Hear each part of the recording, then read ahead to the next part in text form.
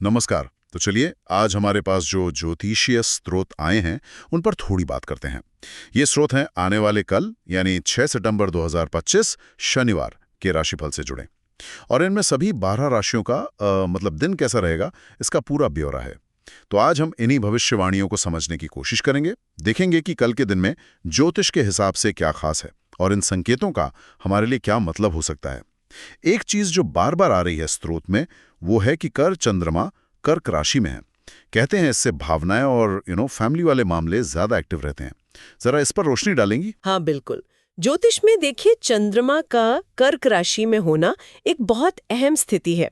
कर्क राशि को तो चंद्रमा का अपना घर माना जाता है। तो जब चंद्रमा यहाँ होता है तो ऐसा मानते हैं कि हमारी भावनाएं, हमारे घर परिवार से जुड़े मुद्दे और एक तरह से जो हमारी अंदरूनी सुरक्षा की जरूरत है वो ज्यादा सामने आ जाती हैं। तो स्रोत का ये कहना कि कल भावनाएं और पारिवारिक मामले सक्रिय रहेंगे, ये इस ज्योतिषीय स्थिति से बिल्कुल जुड़ा हुआ है।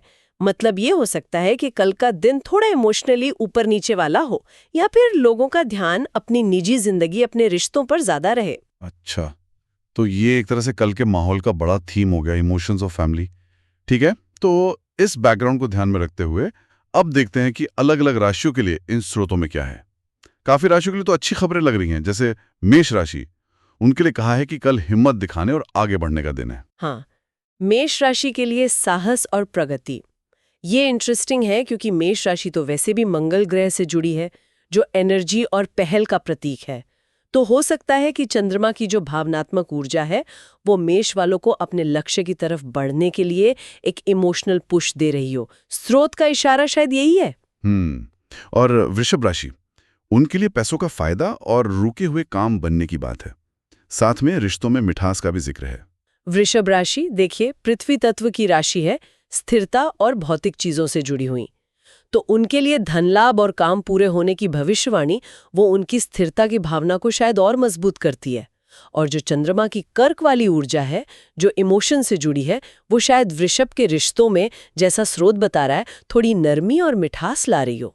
ये दिखाता है कि कैसे एक ही ग्रह स्थिति अलग अलग राशियों पर उनके नेचर के हिसाब से असर डाल सकती है। और कर्क राशि का तो आपने जिक्र किया ही, उनके लिए तो स्रोत सीधे सीधे कह रहा है मानसिक शांति और ऊर्जा मिलेगी चंद्रमा की वजह से।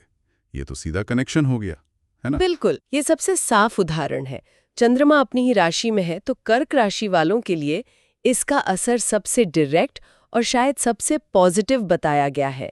मानसिक शांति और एनर्जी, ये ज्योतिषीय तालमेल का एक अच्छा उदाहरण है। और भी कई पॉजिटिव साइन हैं, जैसे कन्या राशि, उनके लिए कहा गया है कि नए मददगार लोग मिलेंगे, दोस्तों से सहयोग मिलेगा। हाँ। तुला के लिए काम की जगह पर सक्सेस और इज्जत बढ़ने का अनुमान है। हाँ। वृश्चिक के लिए भी पैसों का फायदा, रुका पैसा मिलना और शायद यात्रा से भी लाभ। और रिश्तों से जुड़ी राशियां हैं, एक बुध से, दूसरी शुक्र से।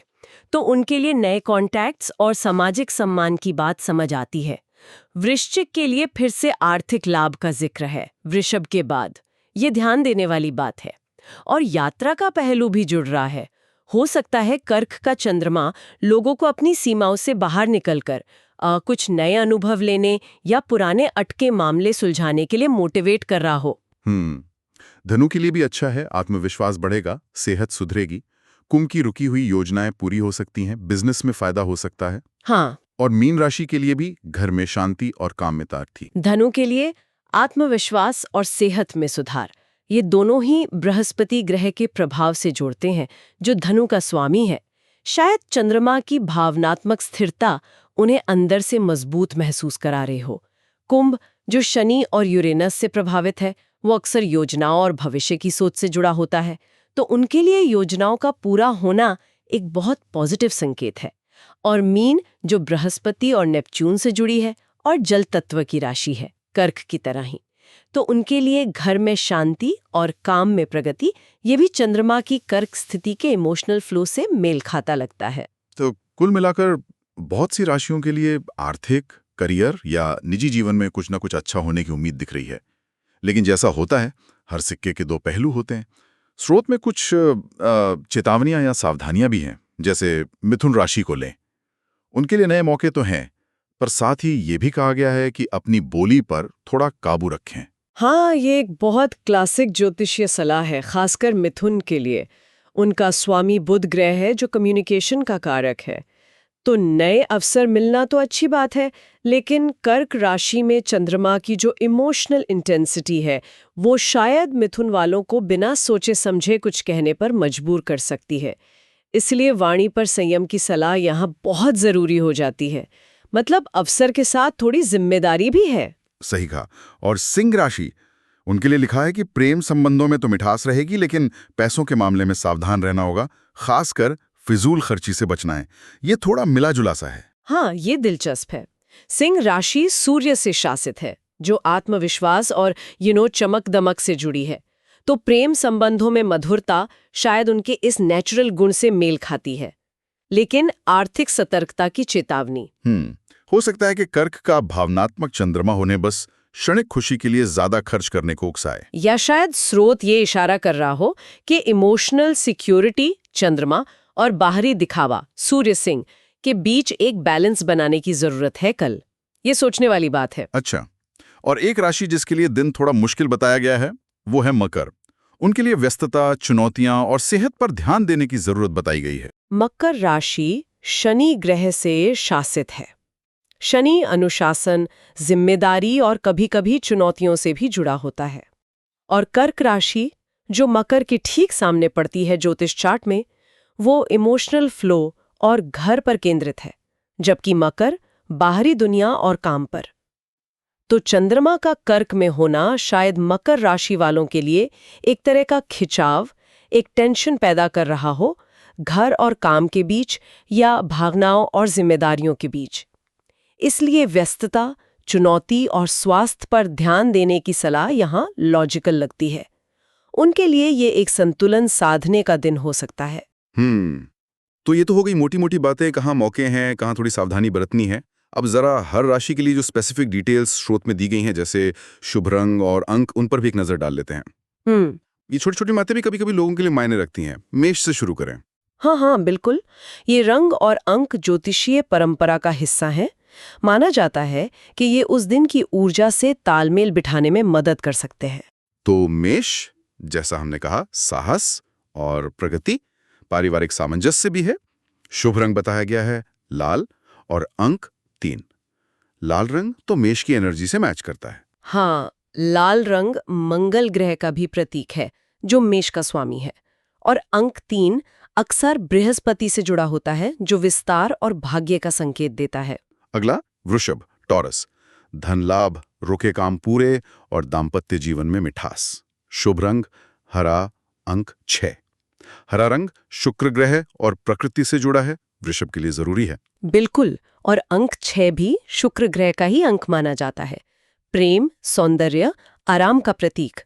ये वृषभ के स्वभाव और कल की भविष्यवाणी, धन, रिश्ते दोनों से काफी मेल खाता है। फिर मिथुन, जमुनाए, नए अवसर, स्टूडेंट्स के लिए अच्छा, पर वाणी पर संयम जरूरी। शुभ रंग पीला, अंक 5। पीला रंग बुद्धि और कम्युनिकेशन से जोड़ते हैं अक्सर। और अंक 5 बुध ग्रह का अंक है, जो मिथुन का स्वामी है। कम्युनिकेशन, इंटेलिजेंस, एडेप्टेबिलिटी का प्रतीक। तो यहाँ भी एक सीधा संबंध दिख रहा है। कर्क, मानसिक शांति, ऊर्जा, पारिवारिक खुशी, यात्रा भी हो सकती है। शुभ रंग सफेद, अंक 2। सफेद और चांदी जैसा रंग तो चंद्रमा से जुड़े ही हैं। बिल्कुल सही। और अंक 2 भी चंद्रमा का अंक माना जाता है। ये भावनाओं, साझेदारी और इंट्यूशन का प्रतीक है। ये कर्क राशि के लिए एकदम सटीक लगता है, खासकर कल की स्थिति में। सिंह, आर्थिक सतर्कता, फिजूल खर्ची से बचें, पर लव लाइफ अच्छी। शुभ रंग नारंगी, अंक 1। नारंगी और सुनहरा रंग सूर्य से जुड़े हैं। और अंक 1 सूर्य का अंग है। लीडरशिप, कॉन्फिडेंस, इंडिविजुअलिटी का प्रतीक। ये सिंह के मूल स्वभाव को दिखाता है, भले ही वो आर्थिक चेतावनी साथ में हो। कन्या, लाभकारी दिन, नए सहायक संपर्क, दोस्तों से मदद। शुभ रंग आसमानी, अंक 7। आसमानी रंग शांति और क्लैरिटी देता है। अंक 7 को केतु या नेपच्यून से जोड़ा जाता है। ये इंट्यूशन, एनालिसिस और कभी-कभी अचानक होने वाली घटनाओं का प्रतीक है। शायद नए संपर्क इसी तरह से आए। ये बुध, कन्या का स्वामी, अंक 5 से थोड़ा अलग है, जो दिखाता है कि दिन के प्रभाव में और भी फैक्टर्स हो सकते हैं। अच्छा, तुला, लीब्रा, कार्यस्थल पर सफलता, सामाजिक मान सम्मान, पारिवारिक सहयोग। शुभ रंग गुलाबी, अंक 4। गुलाबी रंग शुक्र से जुड़ा है, जो तुला का भी स्वामी है। हाँ, लेकिन अंक 4 राहु या यूरेनस से जुड़ा होता है। ये अचानक बदलाव, नवीनता और कभी-कभी अस्थिरता का भी प्रतीक है। तुला, जो संतुलन चाहता है, उसके लिए ये अंक एक दिलचस्प कॉम्बिनेशन है। शायद सफलता कुछ अनएक्सपेक्टेड तरीकों से मिले। इंटरेस्टिंग। वृश्चिक, स्कॉर्पियो, धन या निवेश में लाभ, रुका पैसा वापस, यात्रा से फायदा। शुभ रंग नीला, अंक 9। गहरा नीला रंग वृश्चिक की गहराई से मेल खाता है। और अंक 9 मंगल ग्रह का अंक है, जो वृश्चिक का पारंपरिक स्वामी है। मॉडर्न प्लूटो है।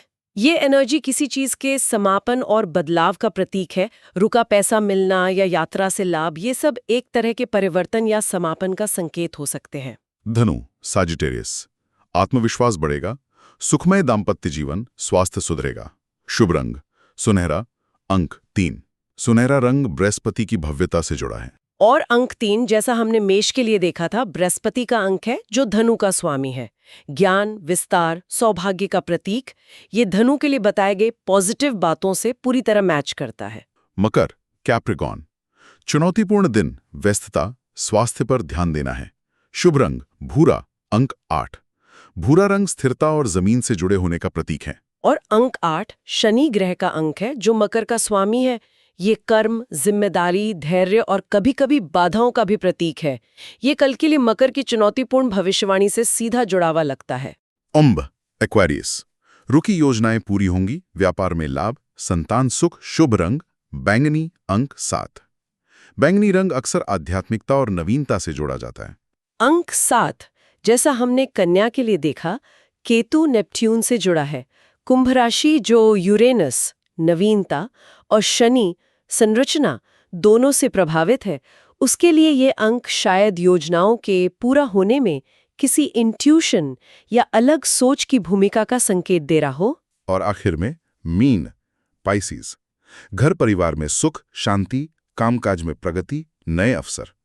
शुभ रंग समुद्री हरा, अंक 2। समुद्री हरा रंग मीन के जल तत्व और गहराई से जुड़ा है। और अंक 2, जैसा कर्क के लिए था, चंद्रमा का अंक है। मीन भी जल तत्व की राशि है और भावनाओं से गहरी जुड़ी होती है। चंद्रमा का कर्क जल राशि में होना और मीन के लिए अंक 2 का सुझाव, ये एक इमोशनल और इंट्यूटिव एनर्जी के तालमेल को दिखाता है। ये घर में शांति और नए अवसरों के लिए अच्छा हो सकता है। तो ये हो गया सभी 12 राशियों का पूरा ब्यौरा, उनके शुभ रंग और अंकों के साथ। जब आप इन सबको एक साथ देखती हैं, तो क्या कोई बड़ी तस्वीर उभरती है? कोई खास थीम? हाँ, कुछ मुख्य विषय तो साफ हैं। पहला, आर्थिक स्थिति, कहीं लाभ है, वृषभ वृश्चिक, कहीं सावधानी, सिंह। दूसरा, करियर और काम, जहां कई राशियों को मेष, तुला, वृश्चिक, कुंभ, मीन के लिए पॉजिटिव संकेत हैं। तीसरा, रिश्ते और परिवार, ये चंद्रमा की कर्क स्थिति के कारण शायद सबसे ज्यादा फोकस में है। कई राशियों के लिए इसमें मधुरता या शांति है। वृषभ, कर्क, धनु, तुला, मीन। हाँ, मिथुन को संवाद में सावधानी रखनी है। और चौथा, स्वास्थ्य, धनु के लिए सुधार है, तो मकर के लिए विशेष ध्यान देने की जरूरत बताई गई है। कर्क में चंद्रमा का होना वो इमोशनल माहौल को तो प्रभावित कर ही रहा है, जैसा हमने कर्क और मीन के उदाहरणों में देखा, लेकिन ये भी देखा है कि ये स्थिति हर राशि पर उसके अपने स्वभाव और शायद दूसरे ग्रहों के असर, जिनका स्रोत में पूरा जिक्र नहीं है, के हिसाब से अलग अलग तरह से असर डाल रही है। कहीं ये आर्थिक फैसलों को, कहीं रिश्तों को, कहीं काम को। रंग और अंक एक एडिशनल लेयर जोड़ते हैं, जो ज्यादातर व्यक्तिगत विश्वास पर निर्भर करता है। तो संक्षेप में कहें तो 6 सितंबर का ये राशिफल एक मिला-जुला दिन दिखा रहा है। चंद्रमा की कर्क राशि में स्थिति के कारण भावनाएं और पारिवारिक मामले जरूर असर डालेंगे। कुछ लोगों के लिए मौके और फायदे नजर आ रहे हैं, खासकर आर्थिक और करियर में, जबकि कुछ को थोड़ा संभल कर चलने, बात करने में ध्यान देने या सेहत का ख्याल रखने की सलाह दी गई है। बिल्कुल, ये भविष्यवाणियां एक तरह से कल के मौसम का पूर्वानुमान है। धूप कहाँ होगी, बादल कहाँ छा सकते हैं, ये हमें जानकारी देती हैं, संभावित रास्ते सुझाती हैं। लेकिन दिन असल में कैसा गुजरेगा, ये बहुत कुछ इस पर निर्भर करेगा कि कोई व्यक्ति इन संकेतों को कैसे समझता है, उन पर क्या प्रतिक्रिया देता है और अपने विवेक और कोशिशों का कैसे इस्तेमाल करता है। सही बात है।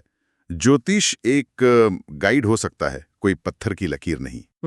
और यहीं पर एक दिलचस्प सवाल उठता है जिस पर शायद श्रोता सोच सकते हैं। मान लीजिए कोई इन भविष्यवाणियों पर बिल्कुल यकीन नहीं करता, उन्हें बस संयोग मानता है, लेकिन क्या सिर्फ इन्हें जानना, मतलब ये सुनना कि कल आर्थिक सतर्कता बरतनी है या वाणी पर संयम रखना है, क्या ये जानकारी अनजाने में उनके व्यवहार को थोड़ा बदल सकती है? क्या हम जानकारी मिलने के बाद उसे पूरी तरह नजरअंदाज कर पाते हैं, भले ही हम उसके सोर्स पर यकीन ना करते हों? ये सोचने वाली बात है कि जानकारी चाहे किसी भी रूप में आए, हमारे नजरिए और हमारे फैसलों पर आखिर कैसे असर डालती है। वाकई सोचने वाली बात है।